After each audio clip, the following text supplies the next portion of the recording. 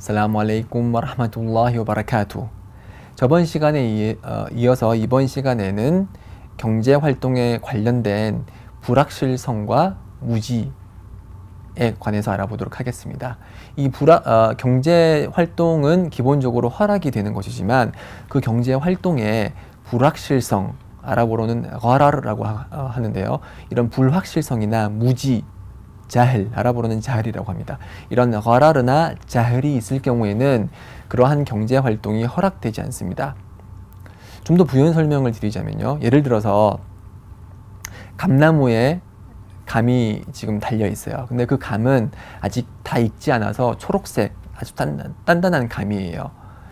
감의 그런 그 부피도 작을 뿐더러 이제 막 열매가 열리기 시작한 그 감이 있는데, 제가 감나무 주인에게 가서 내가 이 감나무에 열린 감나무를 10만 원에 사겠다 라고 했을 때 이러한 거래는 허락되지 않습니다.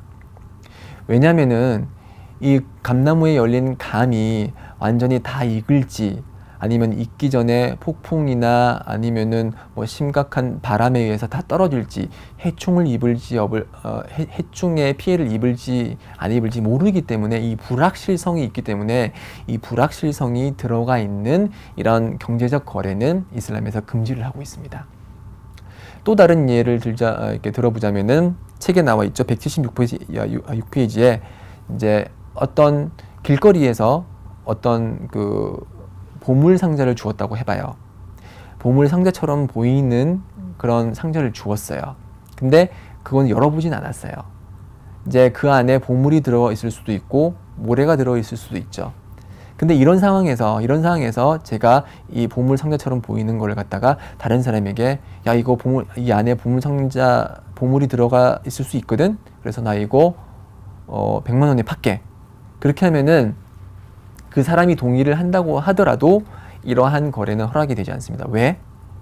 그 안에 보물이 들어있는지 모래가 들어있는지 무엇이 들어있는지 알 수 없는 불확실성이 있기 때문에 이러한 거래는 허락되지 않습니다.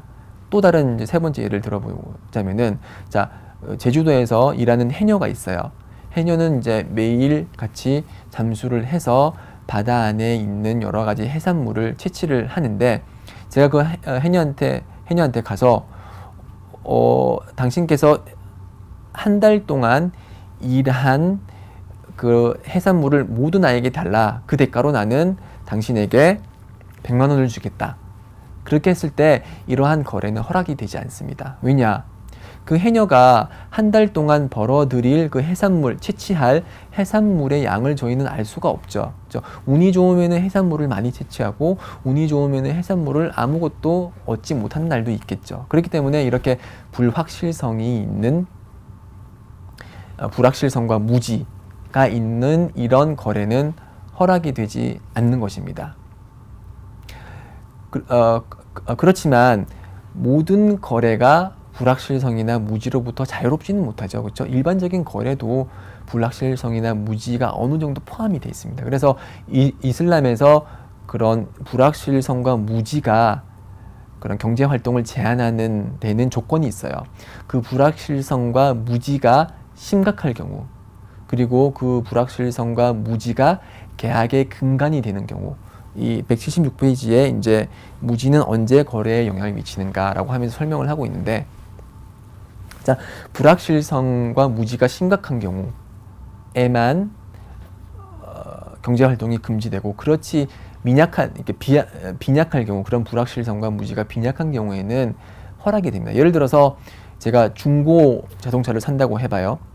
중고 자동차의 보통 가격은 이제 그러니까 모델, 연수, 그리고 얼마만큼 뛰었는지, 마일리지, 이제 엔진 상태, 뭐 내부 상태, 그런 걸 이제 보고 거래를 하는데, 보통 그것에 의해서 이제 가격이 책정이 되는데,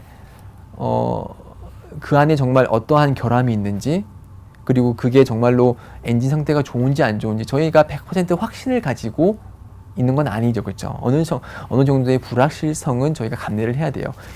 제가 돈 준 만큼의 가치가 있느냐 없느냐, 물론 여러 가지 뭐 엔진 상태, 뭐 연수, 마일리지를 통해서 체크를 할 수 있지만 그것을 완벽하게 다 집어낼 수는 없는 거죠. 그럼에도 불구하고 이런 불확실성이 어느 정도 있음에도 불구하고 이러한 거래는 허락이 됩니다. 왜냐하면은 이런 불확실성이 거래에 미치는 영향이 미미하기 때문에 이러한 불확실성은 미미한 불확실성은 계약에 크게 영향을 미치지 않는다. 그렇기 때문에 경제 활동은 허락이 된다라고 볼 수가 있고요. 그리고 이제 그런 불확실성과 무지가 계약의 근간이 돼야 된다는 거예요. 만약에 그러한 불확실성과 무지가 계약의 근간이 아니고 따라오는 부수적인 속성일 때는 그러한 경제 활동이 금지되지 않습니다. 예를 들어서 새끼를 베고 있는 어미소가 있다고 해봐요.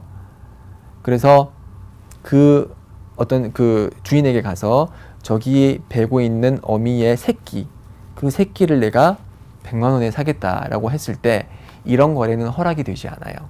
왜냐하면은 그 어미의 뱃속에 있는 그 새끼가 태어날지 안 태어날지, 태어났을 때 상태가 아픈지 안 아픈지 저희가 알 수 없기 때문에 그러한 거래는 금지됩니다. 그리고 그러한 계약은 불확실성이 근간이 되는 계약이기 때문에 허락이 되지 않아요. 그렇지만 일반적인 암소의 가격이 100만 원인데 새끼를 벤 암소는 120만 원에 판다고 했을 때 그 120만 원의 거래는 허락이 됩니다.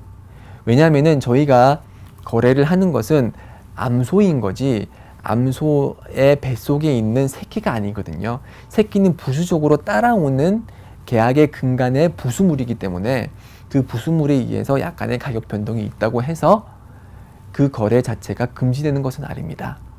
자, 그래서 불확실성과 무지가 있다고 하더라도 그것이 정도가 심하지 않을 때, 그리고 그것이 계약의 근간이 아닐 때는 그러한 경제적 행위는 허락이 되는 것입니다.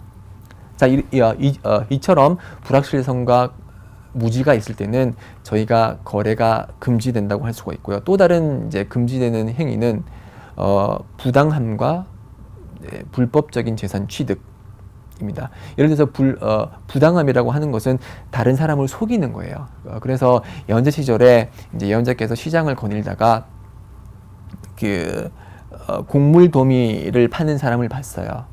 그래서 곡물더미가 쌓여져 있었는데 예언자께서 그 밑에 손을 넣어 보니까 그 곡물이 젖어 있었어요. 그래서 비로 인해서 젖어 있었는데 그 곡물을 파는 사람은 그것을 보이지 않기 위해서 위에는 건조한 곡물을 넣고 밑에는 비가 젖어 있는 그런 곡물을 넣었어요. 그래서 예언자께서 말씀하시기를 이렇게 속이는 것은 허락이 되지 않는다. 우리를 기만하는 자는 우리 구성원의 일부가 아니다 라고 말씀을 하셨거든요. 그래서 저희들이 거래를 할 때는 정직해야 돼요. 그래서 저희가 거래의 대상이 되는 어떤 물품의 하자가 있을 때는 반드시 그 하자를 설명을 해줘야 돼요. 그 하자를 설명하지 않았을 때는 저희들이 기만을 한 행위가 되고 그 기만한 행위는 저희들에게 죄악으로 돌아옵니다. 그렇기 때문에 거래에 있을 때는 항상 정직해야 되는 거죠. 그리고 정직해야 되기 때문에 실정법을 교묘히 위반해 가면서 거래를 하는 행위는 허락이 되지 않습니다. 한국에서 실정법상으로 정해놓은 그런 법을 어겨가면서 거래를 하는 것은 무슬림의 자세가 아닙니다. 그래서 일부 외국인 무슬림들이 그런 부정한 경제적 활동을 하면서 핑계를 대는 것이 한국은 불신자 국가니까 불신자들 속여도 되고 불신자 국가 속여도 돼 라고 하지만 이슬람은 그렇게 얘기를 하지 않습니다. 불신자든 무슬림이든 그 상대가 누구가 되었든지 간에 저희는 항상 정직하고 공정하게 경제생활을 해야 된다는 것입니다. 경제생활뿐만이 아니고 이제 여러 경제생활뿐만이 아니고 사회생활 모든 생활에 있어서 저희들은 항상 저희들에게 손해가 될지라도 항상 정직해야 된다는 것이죠. 네. 그리고 또 금지되어 있는 그 경제적 행위로는 도박이 있겠죠. 도박은 경제적 행위라고 보기는 힘들고 지금은 이제 레저로 이제 보통 자리 잡았는데 어떠한 종류의 도박도 금지됩니다. 이슬람에서는. 왜 금지되냐? 그 안에는 불확실성과 무지가 있기 때문에. 자, 도박의 이제 가장 커다란 속성이 뭐죠? 자기가 낸 돈만큼 판돈이 커지고 운이 좋으면은 그 판돈을 다 가지고 운이 나쁘면은 아무것도 얻지 못하는 거죠. 운에 맡겨지는 그런 경제적 이득이 있는 것이 도박이기 때문에, 예를 들어서 이제 돈 내고 돈 먹기라는 뭐 빠찡코라든지 아니면 카지노, 아니면은 인터넷상에서 이제 이렇게 할 수 있는 인터넷 도박, 실제로 이제 돈이 왔다 갔다 하는 그런 도박, 스포츠 도박 있죠. 뭐 오늘 이제 경기가 있을 두산과 삼성에서 뭐 삼성이 이긴다는 조건으로 내가 얼마를 걸고 그게 이제 맞으면은 얼마를 갖는다라는 스포츠 도박, 특히 이제 승마 같은 그러한 도박은 이슬람에서 허락이 되지 않습니다. 꼬란에서 하나님께서 말씀하시기를 사탄은 음주와 도박을 통해서 그대들에게 저기를 심기를 원한다. 그렇게 언급을 하고 있거든요. 그래서 도박을 하게 되면은 이제 이긴 사람은 좋아요.